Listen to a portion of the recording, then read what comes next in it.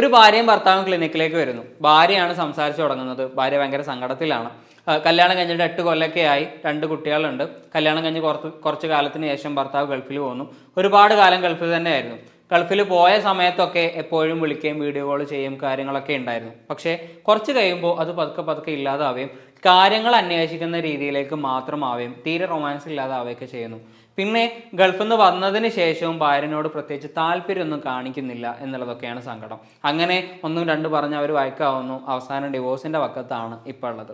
അങ്ങനെ സംസാരിച്ച സമയത്ത് ഭാര്യനെ പുറത്തിരുത്തിയിട്ട് ഭർത്താവിനോട് സംസാരിക്കുമ്പോൾ ഭർത്താവ് പറയുന്നത്, എനിക്ക് ഭാര്യനോട് പ്രശ്നമൊന്നുമില്ല, എനിക്ക് അവളോട് പ്രശ്നമൊന്നുമില്ല, ആൾ ഭയങ്കര ഹാപ്പിയാണ്, എനിക്ക് അയാളുടെ ഭയങ്കര സ്നേഹം തന്നെയാണ്, എനിക്ക് ഒഴിവാക്കണം എന്നൊന്നുമില്ല എന്നുള്ള രീതിയിലൊക്കെയാണ് ഭർത്താവ് സംസാരിക്കുന്നത്.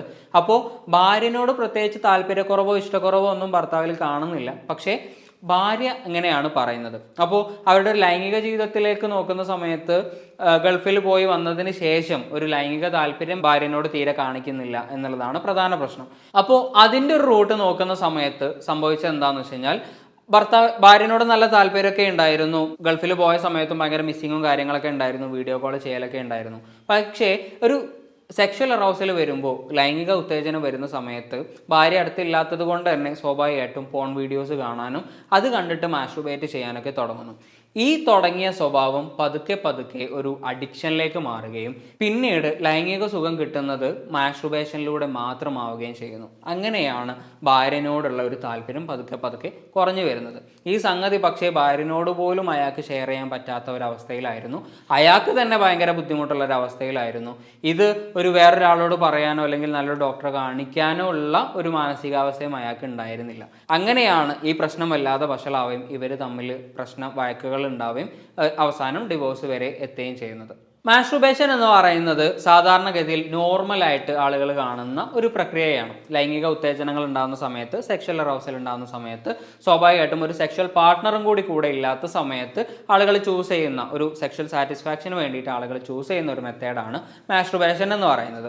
അത് നോർമലായിട്ടാണ് എല്ലാവരും കാണുന്നത്.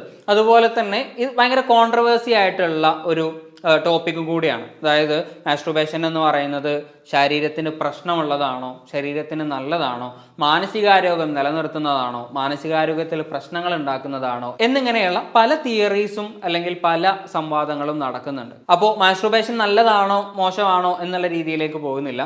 എന്തിരുന്നു കഴിഞ്ഞാലും എന്തൊരു സംഗതിയും കൂടുതലായി കഴിഞ്ഞാൽ അത് പ്രശ്നമാണ് എന്നുള്ളത് പോലെ തന്നെ മാസ്റ്റുർബേഷൻ കൂടുതലാകുമ്പോഴും അത് കാര്യമായിട്ടുള്ള പ്രശ്നങ്ങൾ ഉണ്ടാകുന്നുണ്ട്.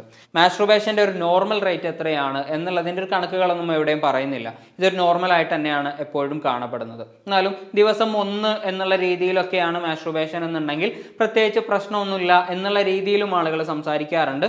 ദിവസം മാസ്റ്റുർബേറ്റ് ചെയ്യുന്നത് പ്രശ്നമാണ് എന്നുള്ള രീതിയിലും ആളുകൾ സംസാരിക്കാറുണ്ട്. എന്നിരുന്നാലും മാസ്റ്റുർബേഷൻ ഒരു അബ്നോർമൽ രീതിയിലേക്ക് മാറുന്നത് എപ്പോഴാണെന്ന് വെച്ച് കഴിഞ്ഞാൽ, ഒരു ദിവസം തന്നെ പല വട്ടം മാസ്റ്റുർബേറ്റ് ചെയ്യേണ്ടി വരികയും അത് വ്യക്തി ജീവിതത്തിന് കൂടുതലായിട്ട് ബാധിക്കുകയും ചെയ്യുമ്പോഴാണ്.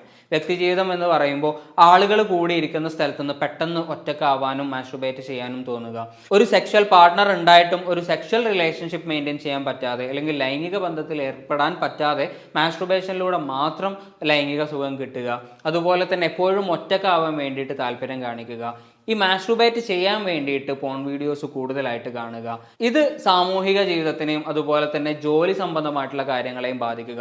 ജോലി സംബന്ധമായിട്ടുള്ള കാര്യങ്ങൾ എന്ന് പറയുമ്പോൾ ജോലി ചെയ്യുന്നതിൻ്റെ ഇടയ്ക്ക് പെട്ടെന്ന് ഒറ്റക്കായി പോകാനും മാസ്റ്റുർബേറ്റ് ചെയ്യാനും തോന്നുക, പബ്ലിക് ടോയ്ലറ്റ് പോലെയുള്ള സാധാരണഗതിയിൽ ആളുകൾ മാസ്റ്റുർബേറ്റ് ചെയ്യാത്ത സ്ഥലത്തുനിന്ന് പോലും മാസ്റ്റുർബേറ്റ് ചെയ്യാനുള്ള ഇമ്പൾസുകൾ ഉണ്ടാവുക, ഇങ്ങനെയുള്ള രീതിയിലേക്കൊക്കെ പോകുമ്പോഴാണ് ഇതൊരു മാസ്റ്റുർബേഷൻ ഒരു അബ്നോർമാലിറ്റി ആയിട്ട് പറയാറുള്ളത്. ഇങ്ങനെ മാസ്റ്റുർബേഷൻ ഒരു അഡിക്ഷൻ ലെവലിലേക്ക് മാറുമ്പോൾ സ്വാഭാവികമായിട്ടും ഭയങ്കര സ്ട്രെസ് ആയിരിക്കും. ഒരു ഡിപ്രഷൻ ലെവലിലേക്ക് അല്ലെങ്കിൽ ഡിപ്രസീവ് സിംറ്റംസ് ഒക്കെ ഇയാൾ കാണിക്കാൻ തുടങ്ങും. ലൈംഗിക ജീവിതത്തിൽ അല്ലെങ്കിൽ വൈവാഹിക ജീവിതത്തിൽ കാര്യമായിട്ടുള്ള പ്രശ്നങ്ങൾ ഉണ്ടാവാൻ തുടങ്ങും. ഇങ്ങനെയുള്ള ഒരുപാട് പ്രശ്നങ്ങളാണ് മാസ്റ്റുർബേഷൻ അഡിക്ഷൻ ലെവലിലേക്ക് പോകുമ്പോൾ ഉണ്ടാകുന്നത്.